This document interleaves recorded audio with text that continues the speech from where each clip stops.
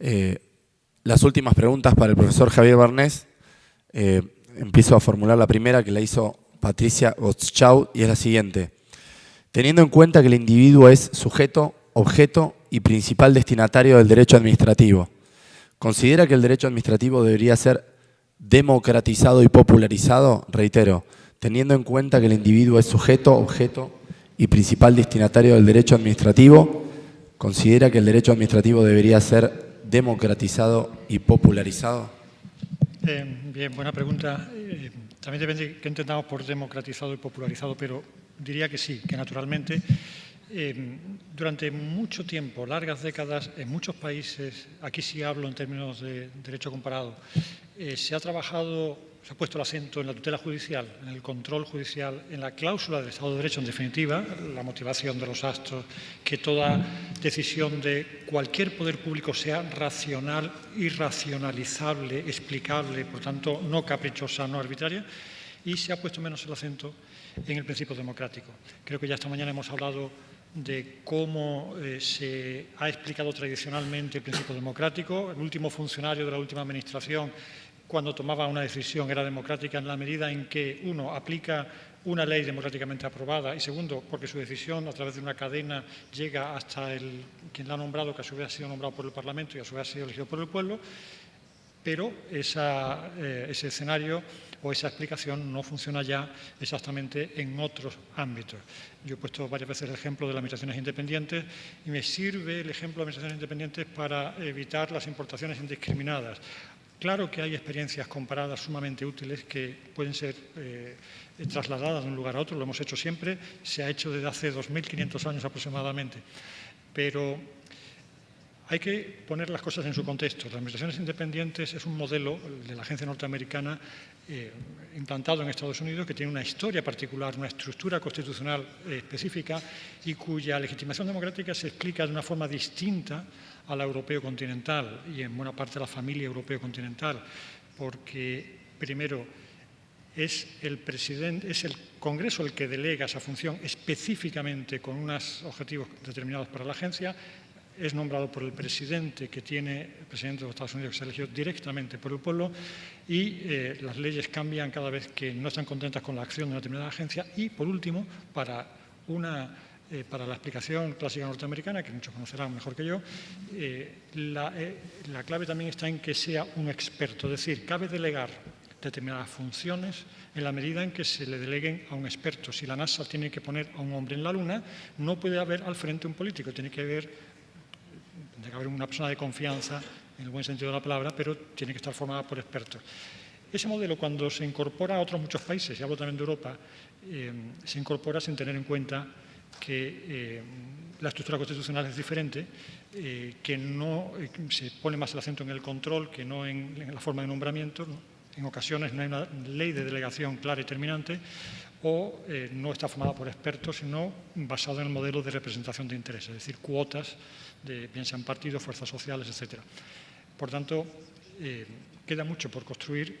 Desde la ciencia política, desde el derecho público, en todas sus ramas, se sigue debatiendo y discutiendo cómo mejorar la legitimidad democrática. Hoy ya se ha puesto también en la primera intervención, la del profesor Schmidt-Hassmann, se ha hablado del nivel del principio democrático como suma de elementos. Creo que en esa línea se mueven buena parte de los sistemas y de los ordenamientos de otras regiones, que es sumar elementos que puedan dar legitimidad democrática, sabiendo que ninguno de ellos en sí mismo encarna la legitimación democrática. Por ejemplo, una mayor participación del público en un procedimiento no es sinónimo exactamente de legitimidad democrática. Obviamente la legitima mucho más. Bueno, creo que es un tema que se puede ir muy lejos y quizá lo podemos dejar aquí. Gracias. Las últimas dos preguntas. ¿Considera que el derecho presupuestario y la prioridad o jerarquización en materia de derechos constituye la tarea más importante de los poderes del Estado? ¿No cree que esta tarea debería ser previa a toda discusión en cuanto a las reformas del derecho administrativo? Repito la pregunta formulada por Laura Iorio. ¿Considera que el derecho presupuestario y la prioridad o jerarquización en materia de derechos constituye la tarea más importante de los poderes del Estado? Y si no cree que esta tarea debería ser previa a toda discusión en cuanto a las reformas del derecho administrativo. Sí, creo que son temas sin duda esenciales, los derechos se erigen en el centro del universo jurídico y las libertades y el ser humano, no hay duda, y el derecho presupuestario constituye un instrumento estratégico con efectos multiplicadores. Ahora bien, dicho eso, creo que ha de entenderse que no se trata solo de qué es primero y qué es después. El derecho administrativo frente al derecho constitucional goza de una enorme flexibilidad. Sus instrumentos, sus técnicas evolucionan con el tiempo y han de evolucionar. No hay ninguna ciencia que se sustraiga a la erosión del tiempo, tampoco el derecho administrativo, hoy lo hemos puesto de relieve, por tanto, no creo que se pueda decir que es una cuestión previa, todo ha de hacerse simultáneamente. Obviamente, si en el centro del sistema no se encuentra el ser humano y sus derechos, todo lo demás huelga.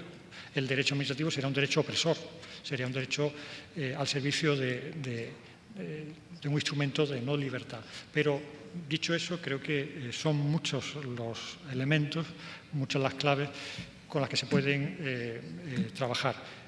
Insisto en la flexibilidad, es decir, que aunque nos hayamos tradicionalmente educado en una técnica determinada del servicio público, por ejemplo, a la francesa, no necesariamente el servicio público a la norteamericana, por poner un ejemplo, es algo a denostar. Habrá que ver si se adapta a las singularidades del país, a la idiosincrasia, pero existen muchas fórmulas de una manera diferente, con más agilidad que si lo miramos o lo contrastamos con la Constitución.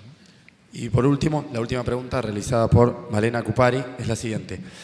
A la luz de los cambios que propone en relación al procedimiento administrativo, ¿sería posible ejemplificar cuestiones concretas en donde se deban tener en cuenta parámetros presupuestarios o de planificación en la redacción de las leyes procedimentales? Repito, a la luz de los cambios que propone en relación al procedimiento administrativo, ¿sería posible ejemplificar cuestiones concretas en donde se deban tener en cuenta parámetros presupuestarios o de planificación en la redacción de las leyes procedimentales?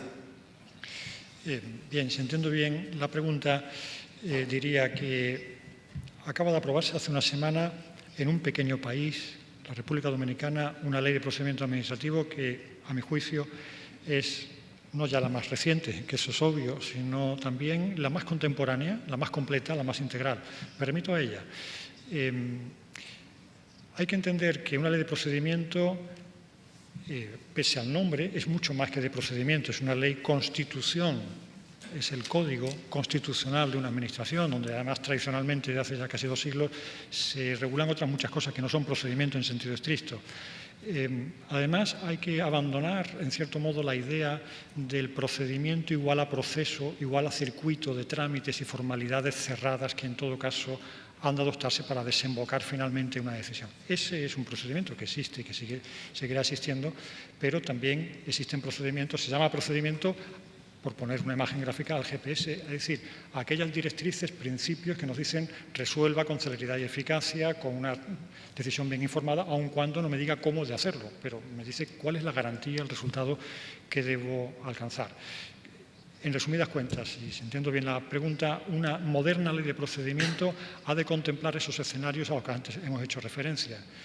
Cómo se elabora un derecho blando y cómo se sujeta a un actor privado a determinados parámetros, porque no hay nada, en mi opinión, más dañino que una ley de procedimiento administrativo obsoleta, mientras que no hay nada más beneficioso que una ley de procedimiento que se va actualizando conforme la Administración va adquiriendo nuevas tareas, responsabilidades, funciones que cumplir.